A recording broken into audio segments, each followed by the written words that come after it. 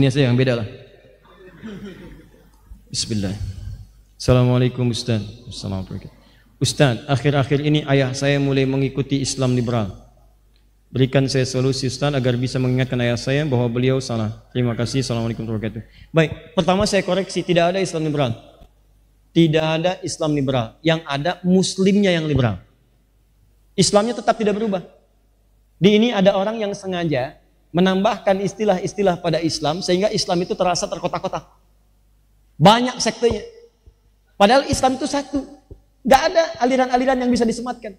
Sekarang datang orang-orang melekatkan pada Islam. Islam itu sudah kalimatnya jam'un. Ya, kalimat bentuk sempurna. Kamilun, syamilun.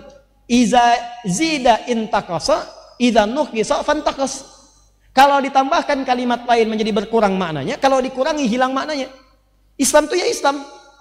Apa makna Islam? Dijelaskan oleh Nabi. Antasyhadu alla ilaha illallah wa anna muhammadar rasulullah tuqima salata tu'ti zakata sum ramadan tahujjal baita in istata ilaihi sabila. Selesai. Itu Islam. Lalu ada orang nambah-nambah. Islam inklusif, terbuka. Islam eksklusif. Islam liberal. Islam plural. Islam macam-macam.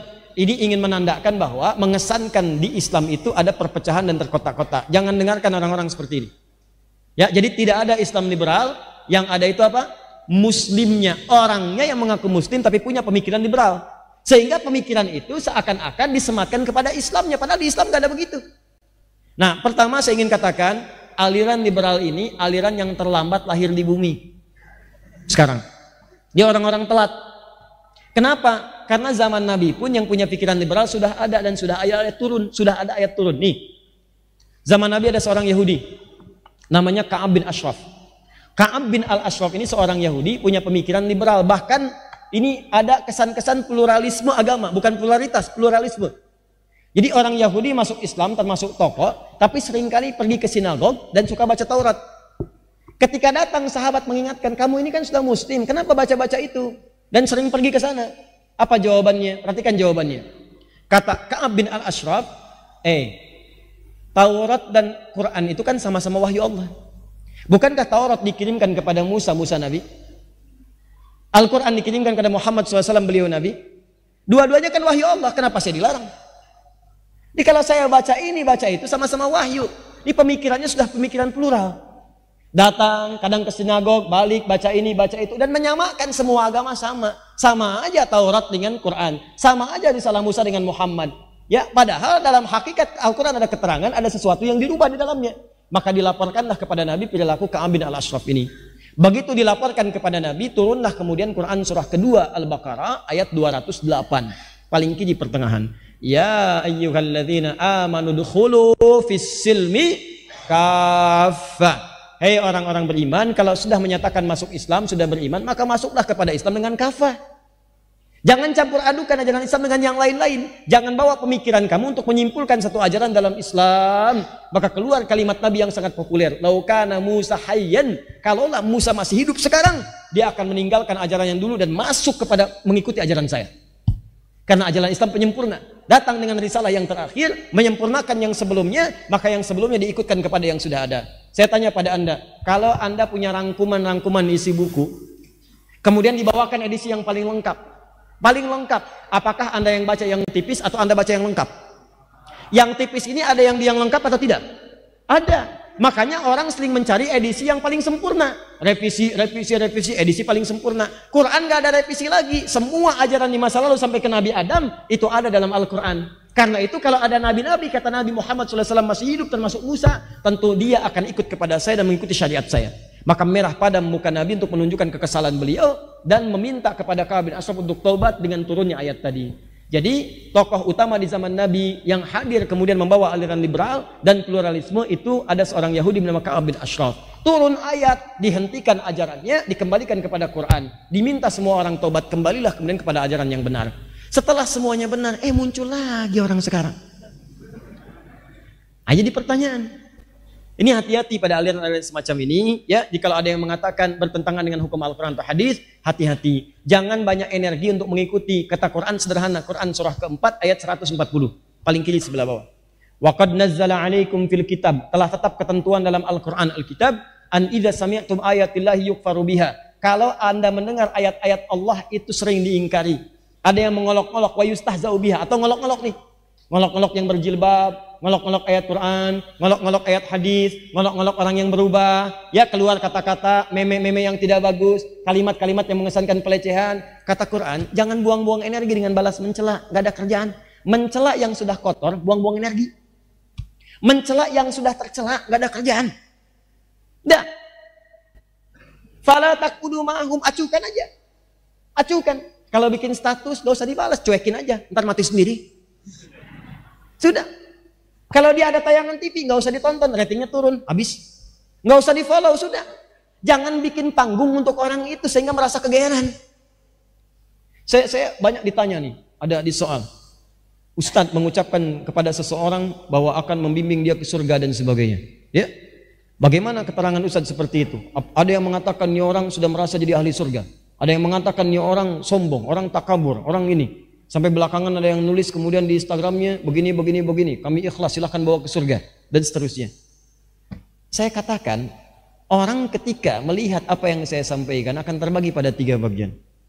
Bagian pertama, setelah peristiwa itu saya sampaikan apa yang saya lakukan kepada orang-orang yang ikhlas, soleh, baik. Ulama-ulama yang sangat sekali tawadu. Saya sampaikan, saya baru menyampaikan begini. Apa responnya? Langsung kepada saya dikatakan, Masya Allah, tarhib wa targhib. Tarhib, ajakkan berita pada kebaikan. Targhib, ancaman jika menyalahi apa yang telah Allah tetapkan. Dan itu biasa.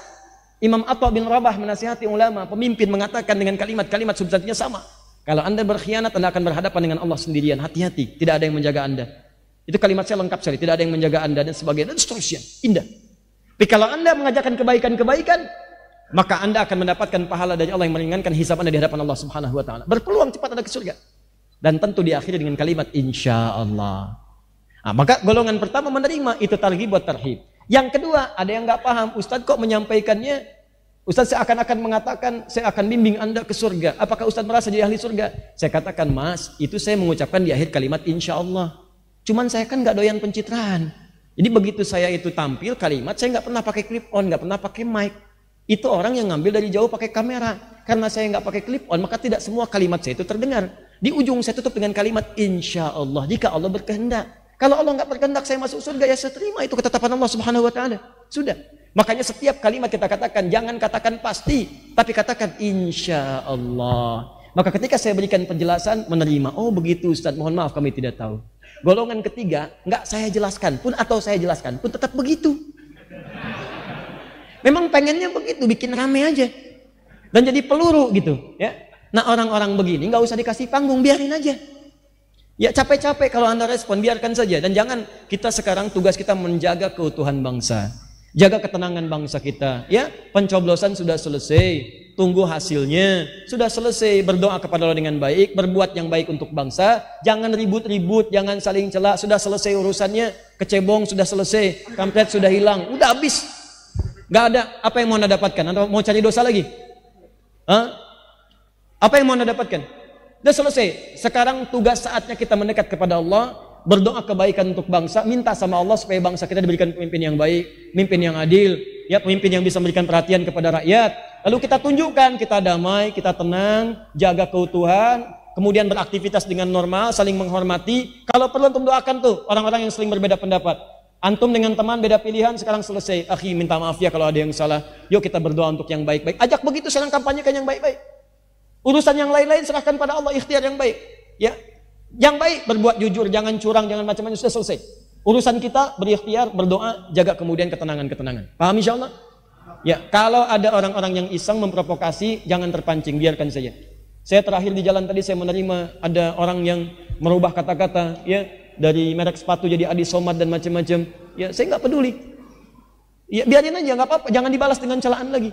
Sudah, jangan usah dibalas. Tidak usah dibalas, kita doakan dengan yang baik. Tapi saya mau ingatkan, ketika lisan anda sudah tajam pada seorang ulama, maka itulah awal kehancuran karir anda dalam kehidupan dunia. Ingat baik-baik kalimat itu. Ketika lisan anda sudah mulai tajam pada ulama dengan cara yang tidak tepat, apakah penghinaan, pelecehan, maka itu tanda awal kejatuhan karir anda dalam urusan dunia dan ancaman Allah untuk urusan akhirat. Pilihannya cuma dua. Ada orang yang dengan itu bisa tobat, ada orang yang istidraj, dia terhempas dalam keburukan-keburukannya dan menambah dosa-dosanya di situ. Maka jangan biarkan saudara kita terjerembab dalam dosa, kita berdoa kepada Allah supaya diberikan hidayah. Jangan berbuat hal yang sama. Balas keburukan dengan kebaikan. Ya, maka dengan kebaikan itu mendatangkan pahala dari Allah Subhanahu wa taala. Paham? Baik. Jadi itu pesan saya, ini harus saya sampaikan supaya kita terjaga dalam kebaikan-kebaikan. Ya, jangan bersitegang, tinggalkan keburukan-keburukan, siap berbakti untuk bangsa, siap insyaallah. Ya, berbuat maslahat, siap. Baik, maka ikuti seruan saya, jaga kedamaian, hadirkan ketenangan, jangan saling mencela, kemudian mohon doa kepada Allah supaya bangsa ini diberkahi oleh Allah Subhanahu wa taala. Ya. Kemudian bagaimana Ustadz tentang yang liberal tadi? Pertama, berdoa kepada Allah di keheningan malam dalam sujud, tahajud, minta kepada Allah supaya ayah diberikan petunjuk. Ya. Minta. Kemudian yang kedua, hadirkan ceramah-ceramah yang membahas tentang Islam liberal. Bahayanya dan seterusnya. Buku-bukunya. Saya sarankan beli buku-buku misalnya yang ditulis oleh teman-teman di INSIS. Ya, ada Ustadz misalnya Fahmi Zarkasi yang di Miumi. Ada Ustadz Adian Husaini. Ya, ada Ustadz Ugi Sugiharto. Itu bagus tulisannya. Dan itu mencerahkan, objektif, tidak mencela orang, tapi memberikan penjelasan objektif tentang pemikiran. Tentang pemikiran. Beli buku Mishkat karangan Ustadz Hamid, ya, Fahmi Zarkasi. Beliau anak keturunan dari Gontor, pemikir yang sangat hebat. Saat menuliskan buku Mishkat, langsung buku itu ada di perpustakaan Washington di Amerika. Saking dahsyatnya, saking bagusnya isi bukunya. Silahkan Anda baca, cari media Islamia yang ditulis oleh teman-teman pemikir supaya ada pembanding. Jadi ketika ayah Anda tadi terjerumus dalam pemikiran yang tadi, berikan buku tadi, berikan bacaan tadi, berikan ceramah-ceramahnya di YouTube supaya ada perbandingan antara pemikiran tadi dengan pemikiran-pemikiran yang lebih baik lagi. Jelas di sini?